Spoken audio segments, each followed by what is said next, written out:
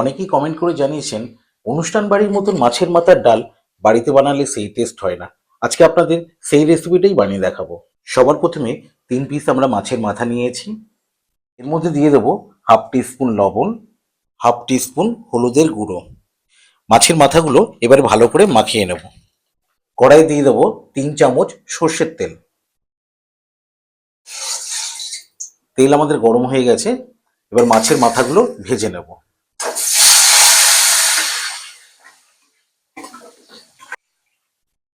2-3 minute ভাজার পরে ওই কড়াইয়ের মধ্যে আমরা মাছটাকে ভেঙে নেব। ভেঙে একটা পাত্রের মধ্যে তুলে নেব।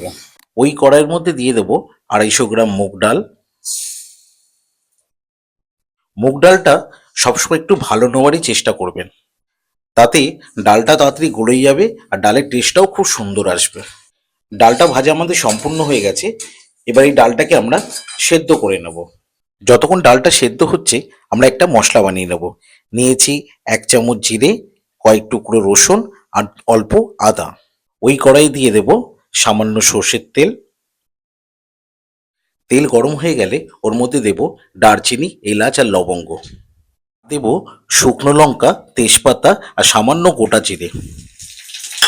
সামান্য নাড়িয়ে চাড়িয়ে ওর মধ্যে দিয়ে দেব কেটে রাখা পেঁয়াজ। এখানে আমরা পেঁয়াজটা কাটা ব্যবহার করেছি, প্রয়োজনে আপনারা পেঁয়াজটা বেটেও নিতে পারেন।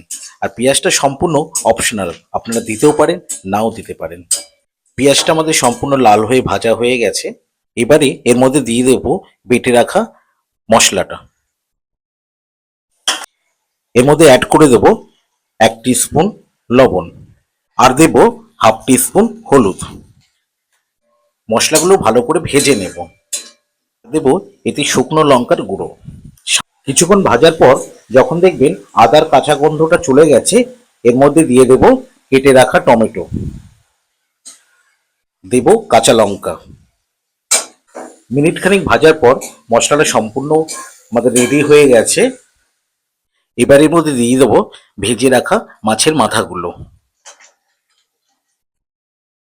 মাছের মাথাগুলো মশলার সাথে কিছুক্ষণ একটু নেড়ে চেড়ে নেবো। ডালটাও আমাদের এদিকে সেদ্ধ হয়ে গেছে।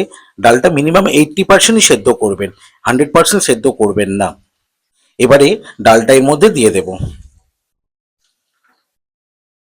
এবারে ডালটাকে ভালো করে নেড়ে চেড়ে গ্যাসের ফ্লেমটাকে হাই করে 4 থেকে 5 মিনিটের জন্য ফোটার জন্য রেখে দেব।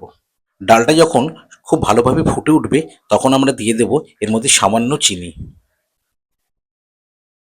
4-5 মিনিট ফোটার পরে আমাদের অনুষ্ঠান বাড়ির মতন ডাল সম্পূর্ণ হয়ে গেছে। এর মধ্যে গরম মশলা দিয়ে আমরা ফিনিশ করব। আমি রাজেশ, আপনারা দেখছেন সোনালিয়ান রাইসের রান্নাঘর।